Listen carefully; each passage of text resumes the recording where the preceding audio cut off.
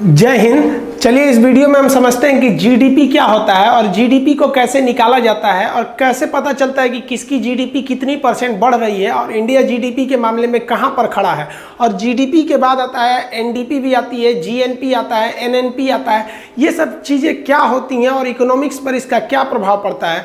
और चाइना जो है वो जीडीपी में कितने नंबर पर और इंडिया जीडीपी में कितने नंबर पर है। अगर हम जीडीपी की बात करें तो हम लोग 6वें 7वें नंबर पर आते हैं, लेकिन पीपीपी के मामले पर हम तीसरे नंबर पर चले जाते हैं। तो इसमें क्या अंतर है इसे समझते हैं हम लोग। पहले तो आप जीडीपी की परिभाषा समझिए। जीडीपी में 4 चीजों का ही ध्यान रखा जाता है। सबसे पहला होता है राजनीतिक सीमा, यानी आपको अपने सीमा में रह के ही आपको जीडीपी निकालना है। जैसे कोई चीज अगर राजस्थान में बन रही है तो उसे आप मध्य प्रदेश के जीडीपी में शामिल नहीं कर सकते हैं, वो राजस्थान के ही जीडीपी में जाएगी।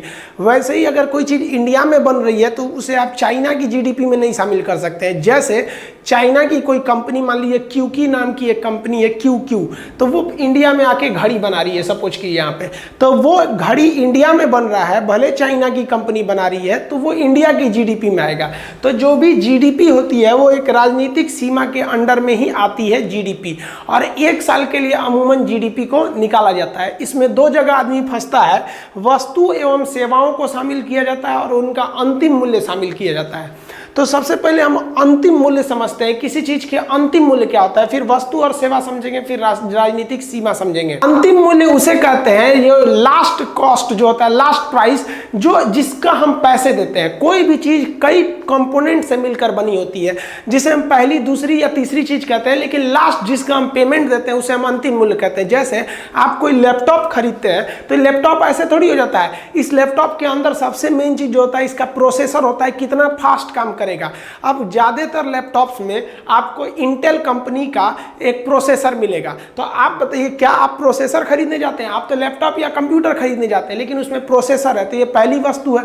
अब इसमें आपको विंडोज सॉफ्टवेयर मिलेगा। अब विंडोज किसका है? ये माइक्रोसॉफ्ट कंपनी का है। प्रोसेसर इंटेल कंपनी का है और लैपटॉप आपका मान लीजिए डेल कंपनी का है। तो आप जाते हैं खरीदने, तो आप इसका फाइनल पेमेंट देते हैं, अंतिम वस्तु का। डेल ये थोड़ी कहती कि भैया तुम 10,000 प्रोसेसर का दे दो, 2,000 विंडोज का दे दो और बाकी हमको दे दो। वो सारा का सारा चीज इसमें इंक्लूड रहता है। इसी को हम कहते हैं अंतिम वस्तु। तो ये हो गया पहली, ये हो गया दूसरी, ये हो गया अंतिम। इसको और एग्जांपल में समझिए कि कोई भी बिल्डिंग वगैरह बनता है तो उसमें ईंटा लगता है, सीमेंट लगती है, मजदूरी लगती है, छड़ लगता है, बहुत सी चीजें लगता है। इन सब को मिलाकर एक बिल्डिंग बनती है।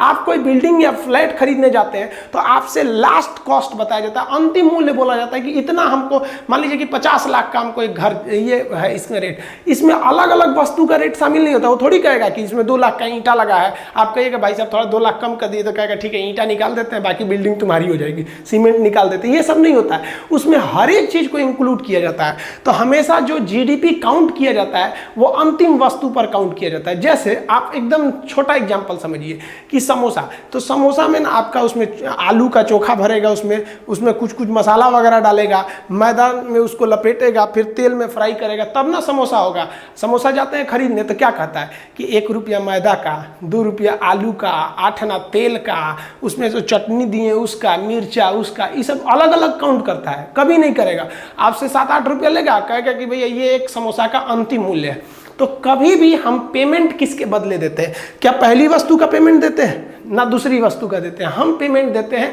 अंतिम वस्तु का पेमेंट देते हैं। कहीं भी हमको पेमेंट करना होता है अंतिम वस्तु का।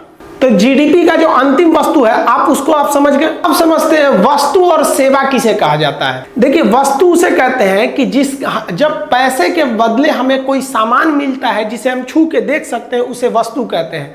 और पैसे के बदले जब हमें कोई सामान ना मिले तो हम उसे कहते हैं सेवा। जैसे आप हमसे पढ़ने आते हैं तो पैसा दे के क्लास में बैठते हैं और पढ़ के चले जाते हैं, आपको हाथ में उठाकर ले जाने के लिए कोई सामान नहीं मिलता है, सीधे दिमाग में चला गया, तो उसे कहते हैं सेवा। तो जब कभी पेमेंट के बदले कुछ ना मिले बल्कि आपको फील हो कि नहीं हमें मिल गया, तो उसे कहते हैं सेवा। और अगर सामान मिल गया तो उसे हम क्या कहते हैं? वस्तु। जैसे आप होटल में खाना खाने जाते हैं तो जो मैनेजर को पैसे देते हैं वो आप पैसे उस वस्तु के बदले दिए जो उसने आपको खाने के लिए दिया।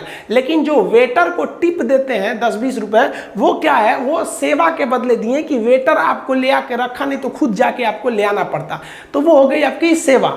इंडिया में अलग अलग टाइप की वस्तुओं का निर्माण होता है, जैसे कार वगैरह का निर्माण हो गया, इलेक्ट्रिक सामानों का निर्माण हो गया, बिजली घर, कोयला, सीमेंट फैक्ट्री हो गया, मोबाइल बनते हैं, कैमरा बनता है, हर एक चीज़ के बनते हैं सब। आपके बिल्डिंग इक्विपमेंट में कुदारी, मान लीजिए करनी, बसूला, सब चीज़ बनते हैं सब यहाँ पे।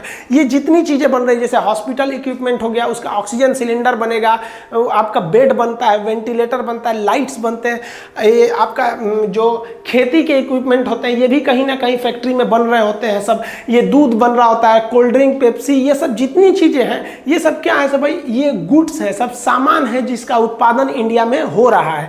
जैसे कपड़ा का उत्पादन हो गया, खेलने वाली चीज़ों का उत्पादन हो गया, ये सब क्या चीज़ आ जाते हैं, सब गुड्स